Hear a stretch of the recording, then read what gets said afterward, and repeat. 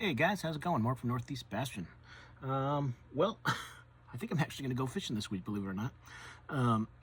My original plan was to go Thursday, excuse me, but weather looks kind of crummy. Rain, a lot of rain lately, but I'm sure all the ice is probably gone from most of the lakes. I was going to go around today, check out a couple that I want to go fishing at, but I went up getting my truck registered and doing a couple other things, so I'm going to probably go tomorrow, just double check. But after the rainy, foggy weekend we had, what was left, I'm sure is probably gone. But there's 2 or 3 lakes that I'm thinking of going to, so I'm going to go check them out tomorrow, make sure I can actually go there and go fishing. And started getting some setups together. So I thought I would just do some kind of intro to spring fishing, ice out fishing, on just some of the setups I have. Let me get all this stuff out of the way so I'm not knocking everything over. And I thought I'd just start showing you some of the baitcaster setups I got. Let's see. This is one of my loose reels. It's got that new 5-inch mag draft on there. It's an FX custom rod. That is the Swimbait rod I got. That's that 710 heavy, moderate fast. And I wanted to try out that 5-inch. And a couple of the baits I'm going to show you guys that I'm putting on, I just kind of want to get a feel for what setup. I mean, this is usually my swim bait setup, so this one I kind of have figured out. But I want to just see the action really of this 5-inch mag draft. Will I catch any fish on it in water which I'm anticipating is going to be very cold? Maybe not, but I just want to kind of see how, just get some feel on that, on how it is and how I like it. Let's see. Another baitcaster setup I have here is one that I'll probably wind up using the most, and that is a blade bait. And that is just one of the blade baits that I bought over the winter. Any blade bait you like to use, a Silver Buddy, a Binsky, whatever. These are some of the blade baits I got over the winter that I put the hooks on and got ready for the season. I just have it on one of my Abu Garcia Veritas. That's a 7.3 medium heavy. I use a lefty bait cast reel for that because I throw it out and I'm just kind of just jigging it along. This is probably going to be the bait I'm going to use the most, just based on experience in really cold water. Got to have a blade bait early in the spring. Let's see. This here, this is my new FX custom rod. This is the new crankbait rod I got. That's that new Vertex Contender from Ardent Reel. It's a righty. I'm going to probably throw either, I don't have it tied on yet, but this is a completely new setup for the season. New reel, new rod. Bought this at the outdoor show. And I'm going to probably either throw, I'll probably kind of move between a rock crawler type style bait, and a rattle trap. We'll see if the fish are interested. Probably more of that rock crawler type. I usually kind of save the lipless for when that water gets a little warmer in the 50s. The water's probably going to be high 30s, early 40s is my anticipation. So I'm probably going to get some kind of a diving rock crawler style bait that I can bang against the rocks in that, 8 to 12 foot range, something like that. Maybe some of those, that Mega Bass Super Z3, try that. That'll get down that 12, 13 feet, something like that I can get down there and hit against the rocks. So that's going to be my, medium depth, let's say, crankbait rod. This is another, I don't want to say a new setup, but I just got this together because I don't know what rod. This is, this is one of my old Fluger reels that I just sent out to Trey Harpel. He cleaned it up for me, and I'm going to use it because it's got a big wide spool. So I want to use this, and this is, I'm going to try it. This is a Veritas, an Abu Garcia Veritas rod. This is a 7.6 heavy, and I'm going to try this with those OSP deep diving crankbaits I got this off-season. I want to just see what rod I have that I just get the best feel for that. So I'm going to start with a hit, since it's a deep, these Blitz Magnums, the EXDR, the Magnums, this is like a 30-foot running crankbait. If you guys check my video on these, and I want to throw these and just see how I like them, and just kind of get the right setup for them. So I'm starting with that heavy action rod, 14-pound test, and deep diving crankbaits early in the spring can be pretty good if those fish are still sitting on the bottom. And the lakes I have in mind, one of them is deep enough where where 30 feet is going to be definitely, there are some depths of that. The other one is maybe 15. But I want to just throw a couple of these around and kind of get the feel for them. If I catch a fish on them, that would be great. You know, in that cold water, sometimes a crankbait bite can be a good way to start the season. So I'm going to give it a shot. But I just want to, I'm really trying to get the best setup, and I want to see if that rod is too heavy. I have other crankbait rods that are medium heavies. I think a medium would probably be too light for this, you know, 1.5 ounce bait. But I'm going to start with that heavy rod and that Fluger reel with that wider spool, because I know you can throw these baits a mile, and see how I like it. See how I like it. I have a few, like I said, I have a few other rods for that deep crank that I might want to use. But as I said, that's more of a, I don't know if that's going to be so much of a fish catcher this early in the season as it is just me kind of getting the feel for what I like to use, or what I'm going to like to use and what's comfortable. This setup is another one. This is another one of my lefty loose bait casters. This is an Ardent, I think this is the football jig and worm rod. Yeah, it's a 7.4 medium heavy. And that's a Beast Coast open water sniper. That's a Strike King. That's the, I think I got it right here. That's the Strike King Rage Menace. I have as a trailer there. It's actually Candy Craw is the one I got on there. That's the Candy Craw color. And that's that hybrid one that's got the hair on it. I like to use that hair early in the season on there. So that is my football head jig. If I drag that around a little bit, we'll see. Let's see what else we got here. This is a spinnerbait setup. That's that SV3 Mega Bass that I haven't thrown yet, and I wanted to give it a try, so I tied it on.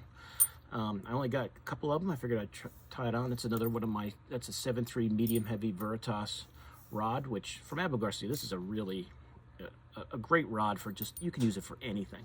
And that is my Ardent Summit Falcon reel. I think I've got 12-pound test on there. Might be heavier. I forget. But you know, that's my spinnerbait setup.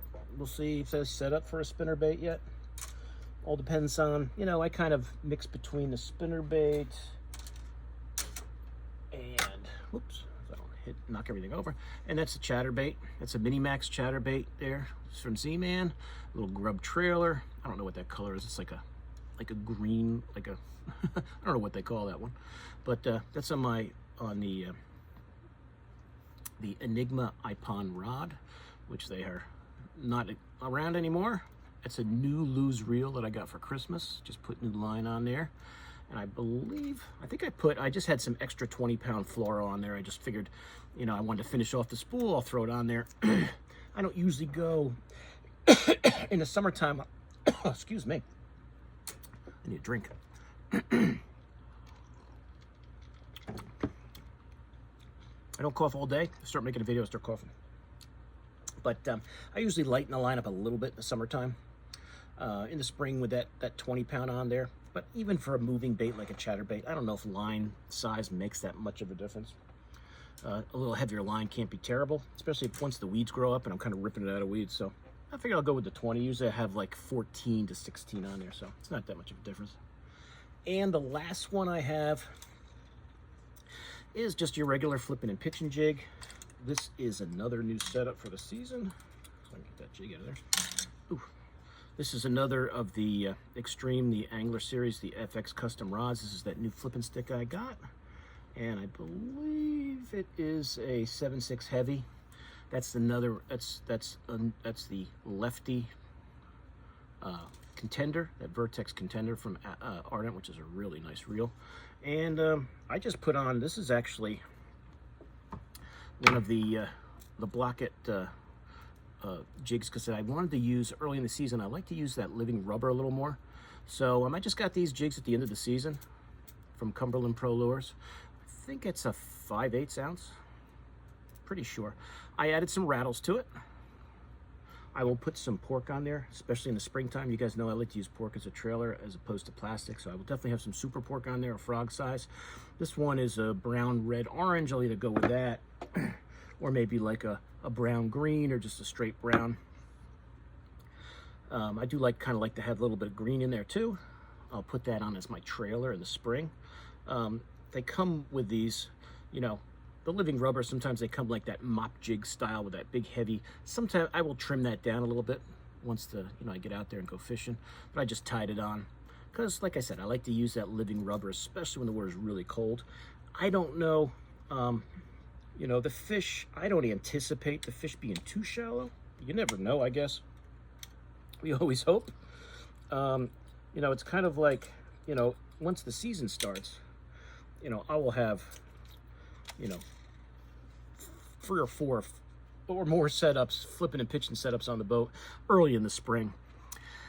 The pitching, you know, flipping jigs and soft plastic, I don't do that much in the spring, early spring.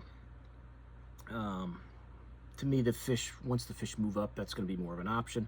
That football jig will probably be, if I'm going to get a jig bite, I anticipate it'll probably be more on that football head jig, out in deeper water, than like the traditional going down the bank and flipping on docks and laydowns and stuff. Those shallows, I'm going to anticipate are going to be pretty void of life this early in the season, but you never know. If it's a sunny day, the fish could start to move up.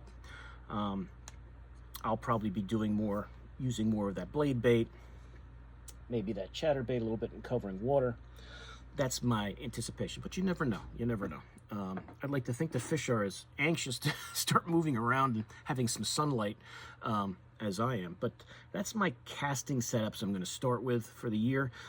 As I said, I think of what I showed you, that blade bait will probably come into play the most. Maybe that football head jig.